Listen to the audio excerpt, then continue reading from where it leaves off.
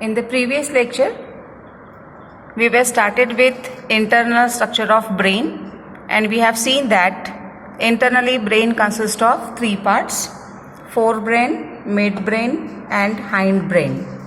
We are going to see about forebrain first, which is called as prosencephalon and consists of three parts: olfactory lobes, cerebrum and diencephalon. Okay, so we'll see the olfactory lobes first, and to observe these olfactory lobes we have to see its superior and inferior view. That means superior and inferior view of the brain, and these diagrams are here.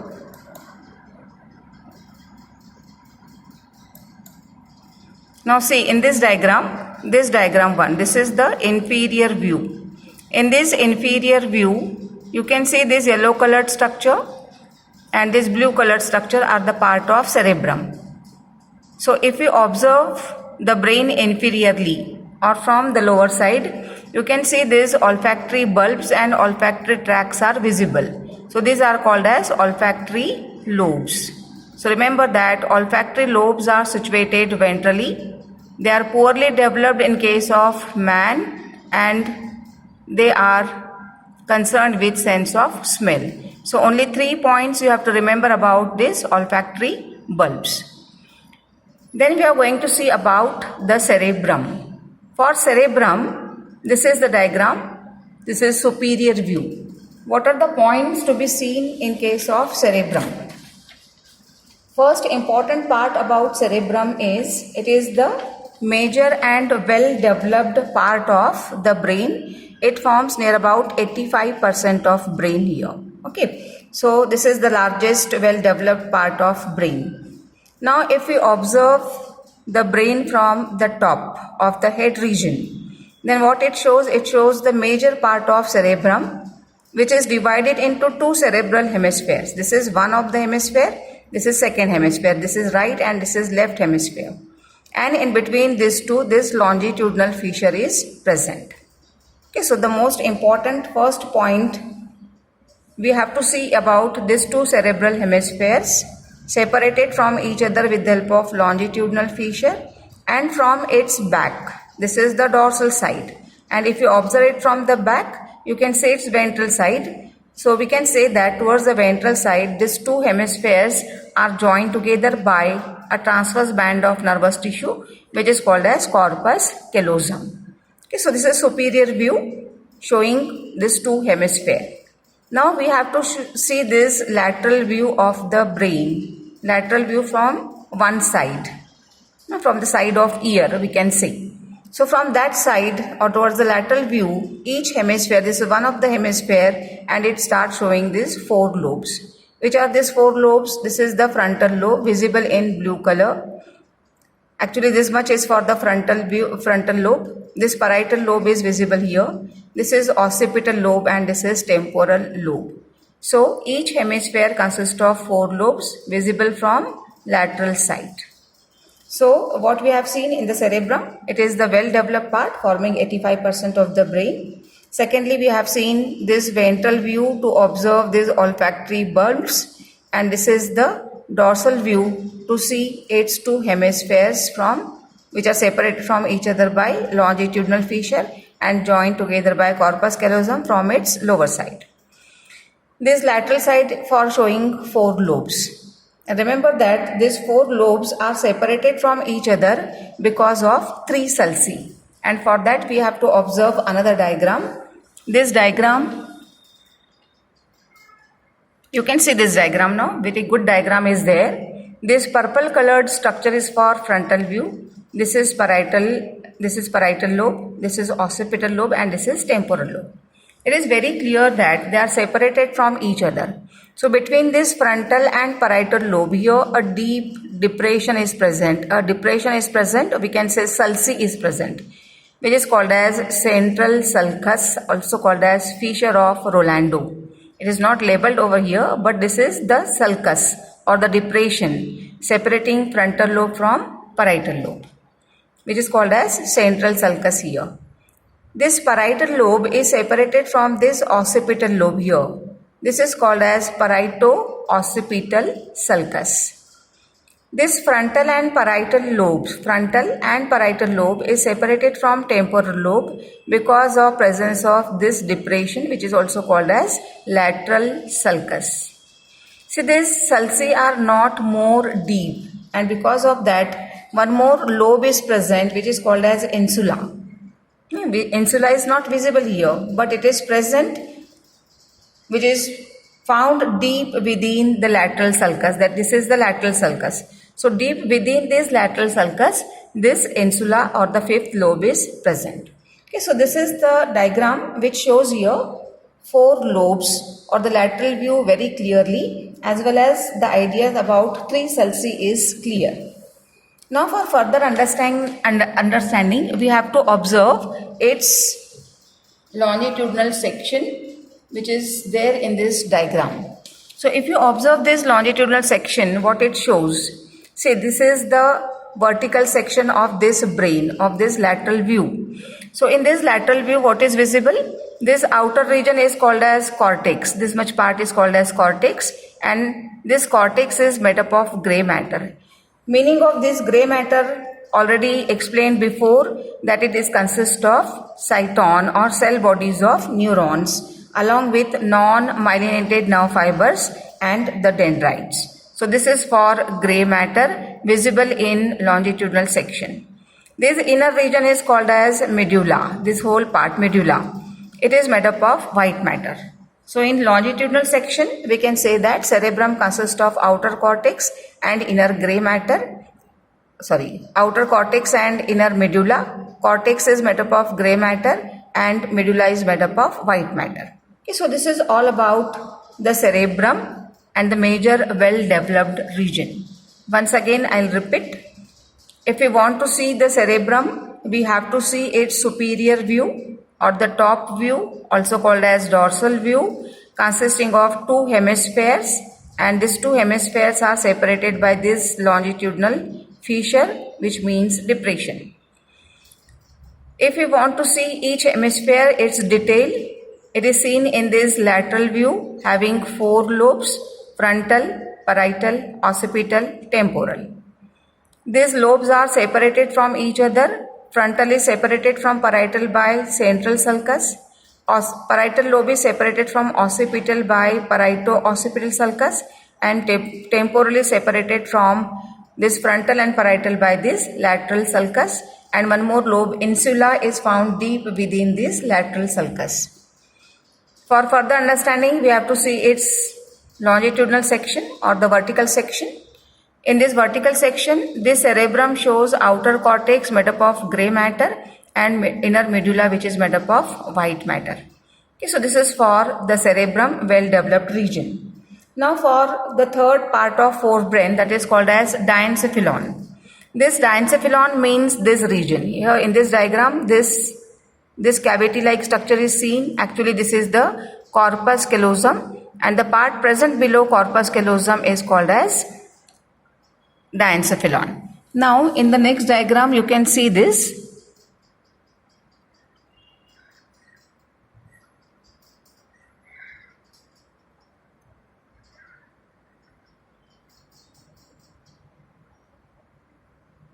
This diagram is for longitudinal section of brain, where we want to see the diencephalon. Once again, this diagram, it shows this corpus callosum, and the portion part present below the corpus callosum is diencephalon. So here the arrow where it moves, this is the part of diencephalon.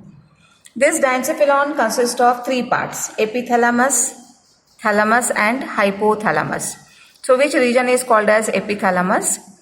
This roof of the diencephalon, this much part where the arrow is moving, this part is called as epithalamus. Then this region is called as thalamus. Lateral wall of the diencephalon becomes thalamus, and this part which is projecting downward, it is called as hypothalamus. What are the characteristic features? This epithalamus, upper region, which one? Here, this epithalamus. Remember that it is non-nervous and it forms the roof of this region. It is non-nervous in structure, forming roof of the diencephalon. This anterior part, not visible in the diagram, this anterior part, it is connected to pia mater. As you know, pia mater is the meninx, innermost meninx which covers the brain, will be found here. So from anterior region, it will be found attached to the pia mater here, and it forms anterior choroid plexus. Anterior choroid plexus, its meaning will be clear later on once again. Just now, you just remember that this is get connected to the pia mater anteriorly, and towards the posteriorly it is get attached to a endocrine gland. This endocrine gland is called as pineal body. What is the function of pineal body?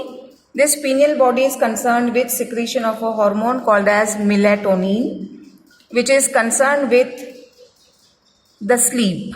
It is called as sleep inducing hormone. Here the pineal gland secreting melatonin, producing melatonin, a sleep inducing hormone, and it also takes part in reproductive behavior. Okay, so this is for epithalamus.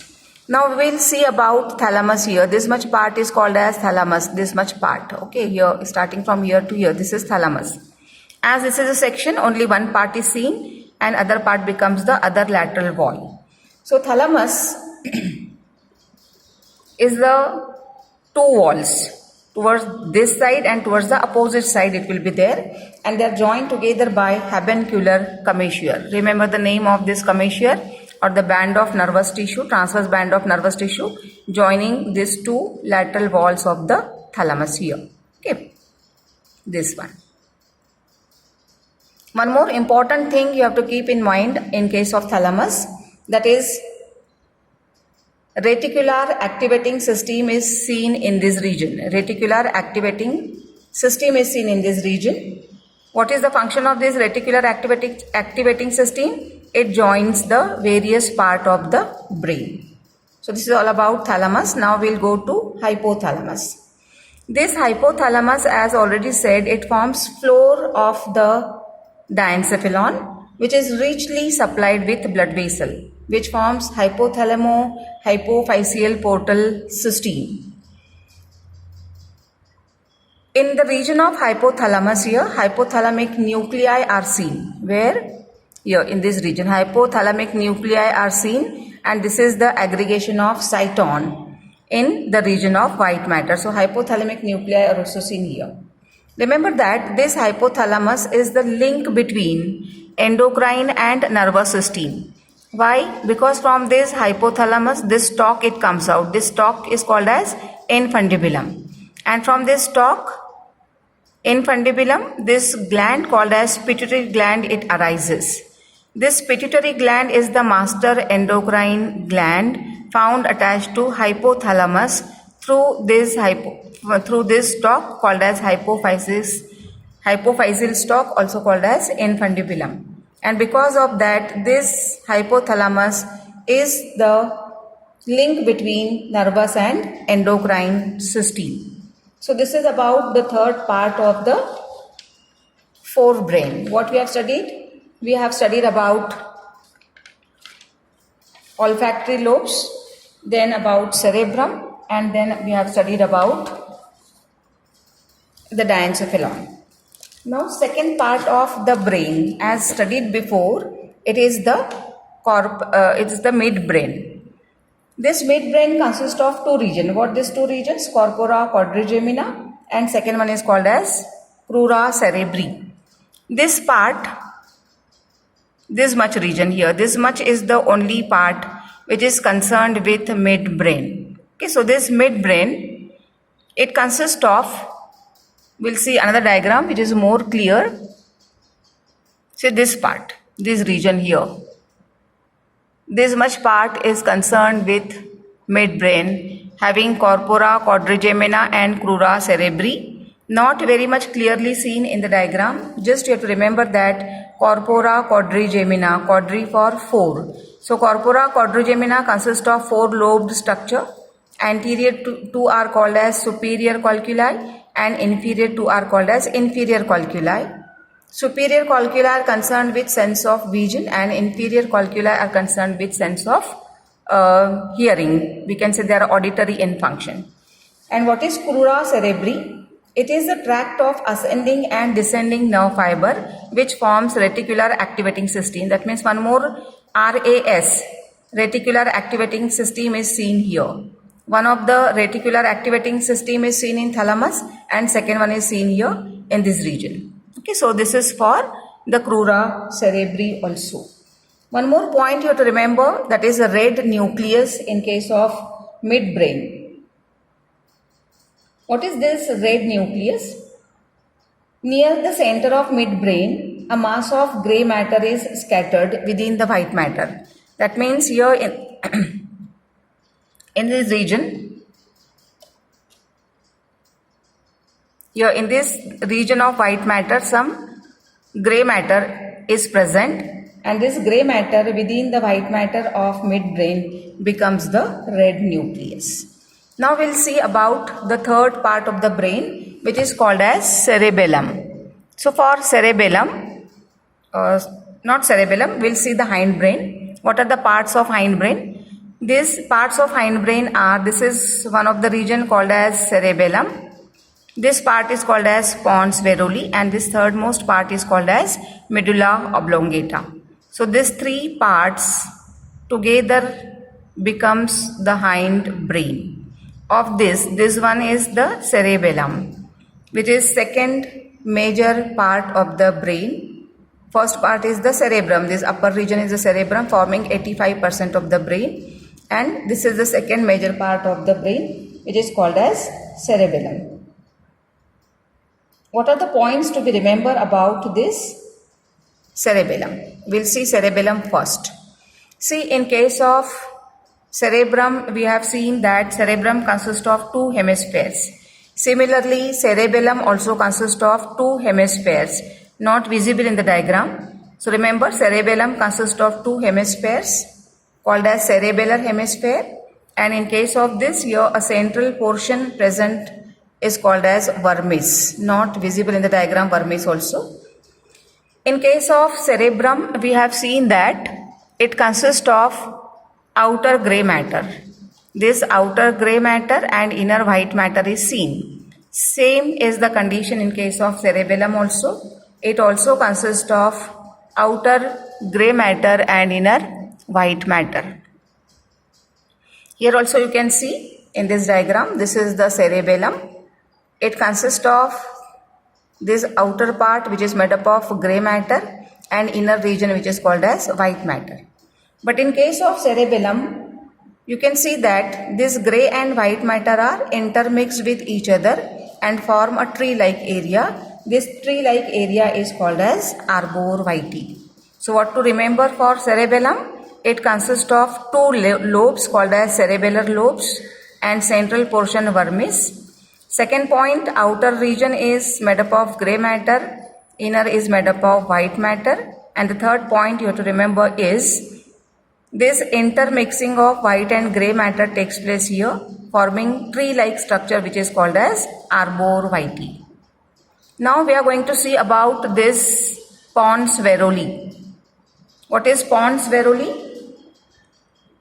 It is a bulb-like structure which is seen anterior to the cerebellum. Okay, so it is a rounded bulge-like structure. What it consists of? This pons varoli consists of cross band of nerve fibers. Okay, so this pons varoli here, it consists of cross band of nerve fibers which connect cerebrum, cerebellar lobes and medulla oblongata as well as spinal cord. So the bands which are present, it connects cerebellum, it connects cerebrum, it connects medulla oblongata as well as the spinal cord. So different parts of brain are get connected because of presence of this spinal cord. Now see here, this convolutions are seen. You can see this rough surface of the cerebrum. Now what does it mean? Here some exposed part is there, some depressions are there. So this exposed part are called as gyri and these depressions are called as sulci. These are called as convolutions. These convolutions are more prominent in case of cerebrum as compared to cerebellum. For what purpose these convolutions are present? To accommodate large number of neurons in smaller area of the brain. So we can say that if number of gyri and sulci are more, that person will become more intelligent. Or we can say in reverse manner, that is the person who are more intelligent, they consist of more gyri and sulci. So gyri and sulci are seen in case of cerebrum, which are more prominent. They are seen in case of cerebellum also, but here they are less prominent. Okay, so remember, these convolutions are seen in both the cases, in case of cerebrum as well as in case of cerebellum. You have to remember that 3 pairs of myelinated nerve bundles called cerebellar peduncles connect cerebellum to other part of CNS, not seen in the diagram, just as an important point you have to remember. Now we have to see about this diagram, that is medulla oblongata. This medulla oblongata, it is the posterior region, it is the conical projection of the pons varolii, which continues below as spinal cord. So this medulla oblongata, below it continues as spinal cord, which continues into the vertebral column. So what is this medulla oblongata? It consists of outer grey matter and inner white matter, as in the case of this all other part of the brain.